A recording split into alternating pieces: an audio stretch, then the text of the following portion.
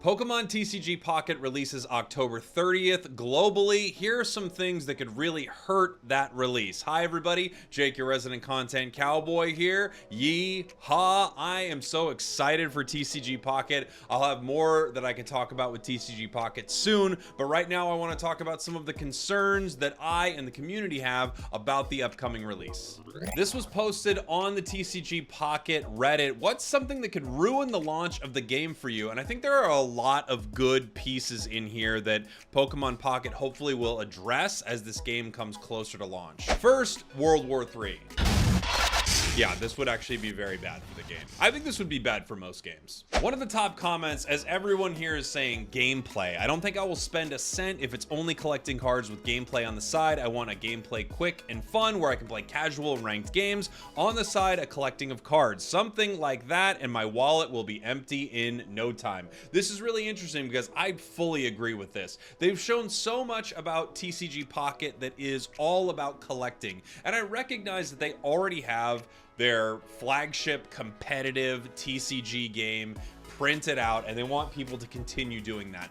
But I think for Pocket to really get a foothold and to be something that not only casual players, but also like kind of serious players and probably a lot more of the whales will consider spending money on, you have to have a very robust competitive side of the game. It might not be something that is apparent at launch, right? I mean, at launch, there's going to be so much diving into the game, opening packs, getting your collection and doing the battles that are inside the game. But I think the big question is, will they move in a direction where you can see this in some sort of competitive landscape? Will there be a ranked mode with leaderboards and something to climb? You hit master rank in this game like for the season, right? Will there be any type of competitive play through online tournaments? Will this become part of the, Pokemon World Championship Series and things like that?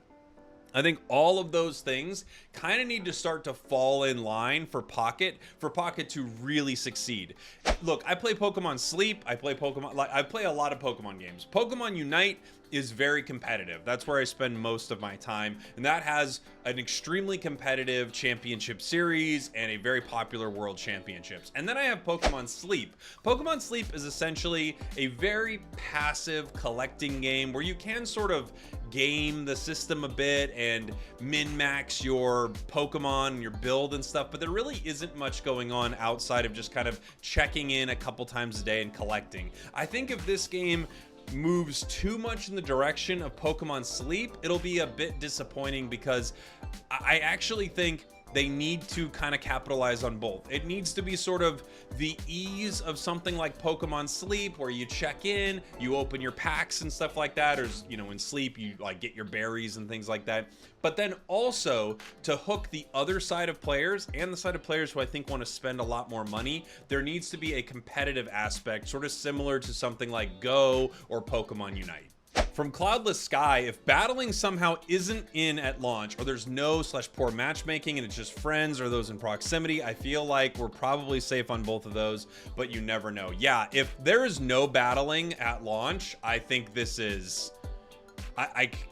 that would be such a catastrophically bad decision, but you kind of have to, right? Because they've even shown battling in the trailer. So the idea that there wouldn't be battling at launch would be crazy. But yeah, if there's only proximity battling or stuff like that, I think that would be really detrimental. It might get people to actually meet up at like a Burger King to battle again, like VGC did a very long time ago, or like Go where people are walking the streets. But yeah, if they want you to be able to really get hooked on this game, again, you need a bit of both. You need to be able to collect, but you have to be able to battle. And yeah, you have to be able to just queue up a game and go, yeah, I want a quick battle or something like that. Even if it's just, I want a quick battle, you pick your, the deck that you're using and you queue into a player somewhere, at least that needs to be around. Coming from Yerrick, they say releasing battling is not only a big part, but also takes 15 to 20 minutes per game. I don't hate real card games, but I play games for long on my phone. Marvel Snap was the only competitive card game I really enjoyed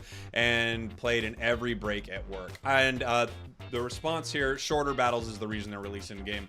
100%. They have already said that the battles take about 5 minutes. So this is a totally different setup than TCG as the way we know now. And I think That's a really good reason for them to invest in the battling aspect of this, because we're not expecting, at least I would hope a lot of players are not expecting to play essentially TCG, but on their phone, right? They already have a live client for TCG. This is a new thing. This is fast. This is snappy. This is Marvel Snappy, right? If you don't know much about Marvel Snap, it's a fast-paced card game, fast-paced digital card game that is, primarily on mobile devices. And I think Pokemon TCG Pocket is without question heading this direction. So I don't think you need to worry about the battles being too long. I think the battles will be fairly quick.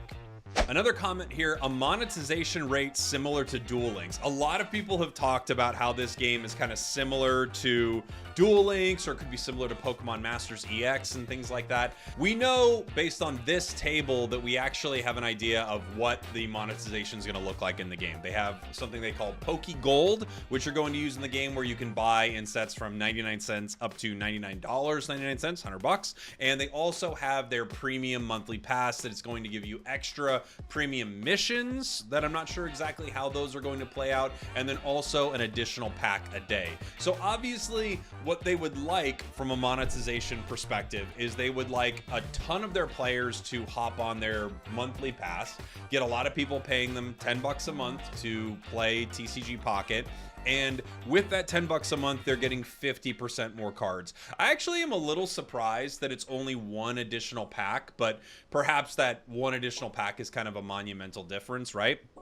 Again, it's 50% more cards, which is something, but everyone's going to be opening on that pass 3 packs a day, and then you have Poke Gold, which you would have to assume is going to allow you to open more cards or get rare cards, possibly buy exclusive pieces of flair for your kit or something. We've seen like the background, the Eevee background on players' playmats, so there's no question that they want a majority of the players, not a majority, but as many as they can get on their premium monthly pass. In my opinion, you might want to raise the amount of packs you give. Like, I feels like doubling the packs would be kind of a huge value, but maybe they think 1 pack is enough. And then they are hoping that whales are going to whale the game and drop $100 on Poke Gold. We'll have to see exactly how many bonuses you get for spending that kind of money in game. But every time there's a game like this coming from someone who's played a lot of mobile games, I can tell you there will be pretty good incentives for people to shell out a ton of money very, very fast.